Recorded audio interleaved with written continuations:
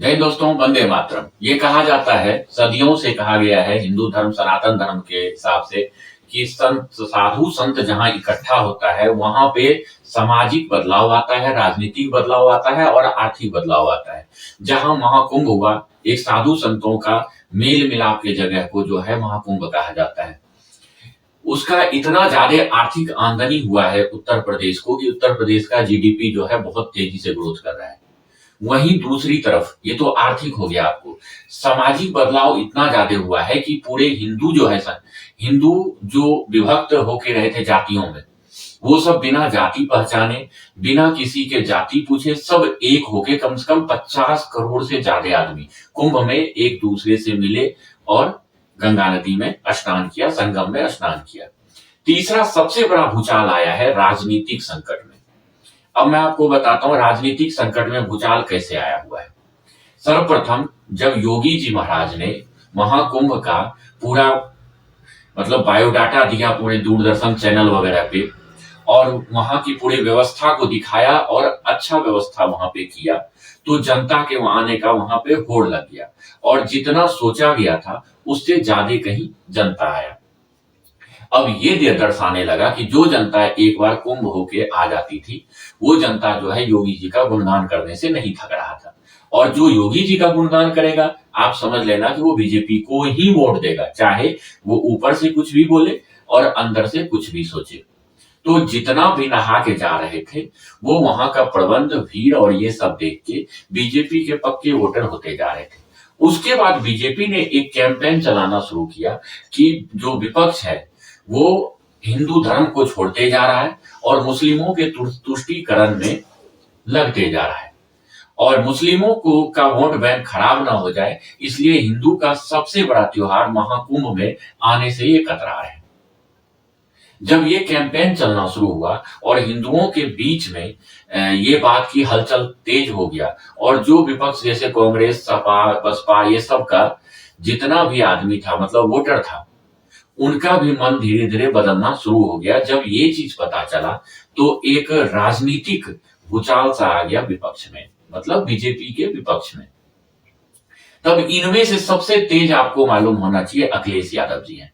अखिलेश यादव जी ने सबसे पहले क्या किया, मुसलमानों को खुश करने के लिए वो महाकुंभ में नहीं गया, हरिद्वार जाके नहाया कि मुसलमानों में ये मैसेज गया कि योगी जी के द्वारा किया हुआ महाकुंभ जो है उसमें अखिलेश जी ना जाके, अपना धर्म हिंदू धर्म है इस कारण से हरिद्वार में जाके नहाया। लेकिन जब हरिद्वार में अखिलेश यादव जी नहाए तो उनको ऐसा लगा कि हिंदुओं को ये मैसेज जाएगा कि अखिलेश जी जो है वो हिंदू हैं और नदी में गंगा नदी को उतना ही मानते हैं। लेकिन जस्ट इसके उलट हो गया।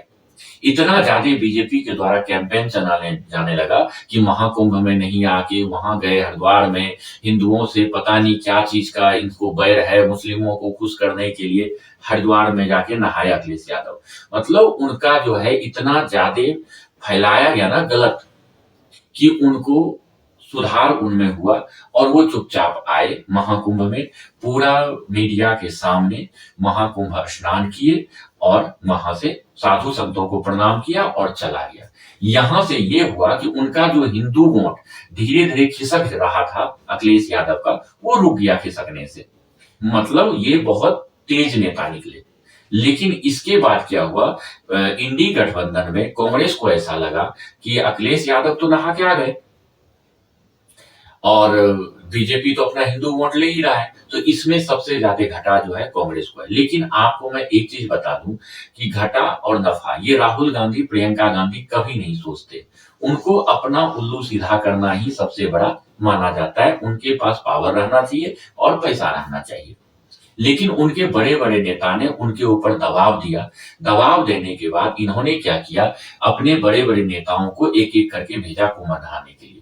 जैसे कर्नाटक का deputy chief minister D K Shiv Kumar एक कद्दावर नेता में काउंट आते हैं, जिसकी की अभी बात चल रही है कि वो सीएम भी बन सकते हैं कर्नाटक के।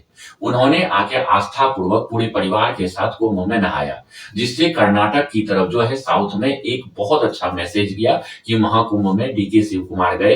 कांग्रेस में रहते हुए भी हिंदू पद्धति को ये संजो के रखा हुआ है।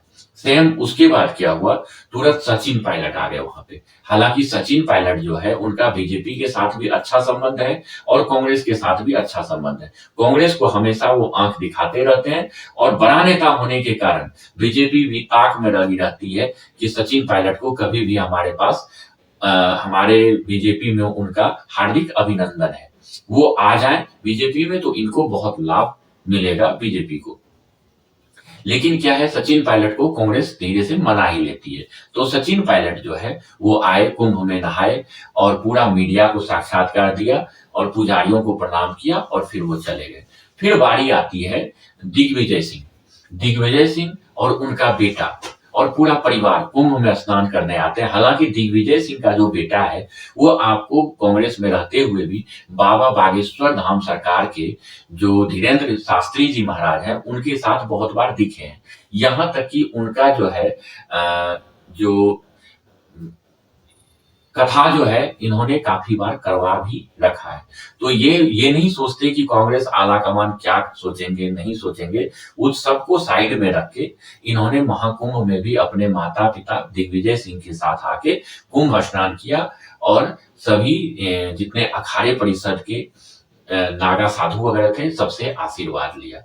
अब इनके ऊपर ये दबाव था कि बीजेपी ने एक मुहिम और चला दिया कि जितने भी स्टेट के बड़े बड़े नेता हैं उनको ऐसा लग रहा था कि मेरा जो है हिंदू वोट खिसक ना जाए, इसलिए वो एक एक करके स्नान करते जा रहे हैं। लेकिन राहुल प्रियंका को इसका कोई मतलब नहीं है, उससे कोई मतलब नहीं है। वोट खिसक जाए चाहे हार जाए राज्य में सरकार, उनसे कोई मतलब नहीं। तब अब जो है उत्तर प्रदेश के जो अध्यक्ष कांग्रेस के हैं उन्होंने बताया कि राहुल गांधी और प्रियंका गांधी ये दोनों भी आ रहे हैं कुंभ स्नान के लिए। लेकिन उन्होंने ये चीज साफ नहीं किया कि किस तारीख को आ रहे हैं।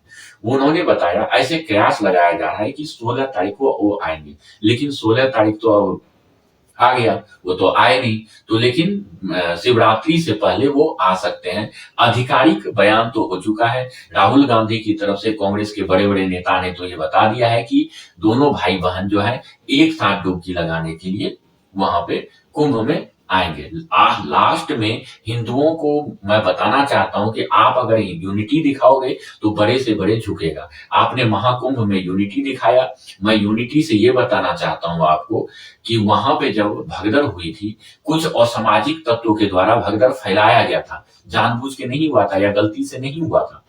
उसके बाद ये सपा के अखिलेश यादव कांग्रेसी नेता वगैरह ने बहुत कुछ इसके बाद मतलब इसमें गलत फैलाया कि वहां पे 200 ज्यादा मरे हैं, 300 ज्यादा मरे हैं, व्यवस्था ठीक नहीं है, योगी जी भी इस्तीफा दो, मतलब बहुत तरह की बात किया गया। लेकिन इसका जस्ट विपरीत जनता ने इसका जवाब दिया।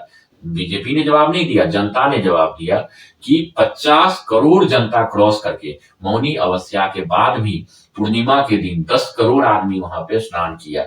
इससे कांग्रेस और जितने भी दूसरे नेता हैं उनके ऊपर दबाव बढ़ा कि नहीं, हिंदू जो है अब जग गया है और ये रुकने वालों में से नहीं है।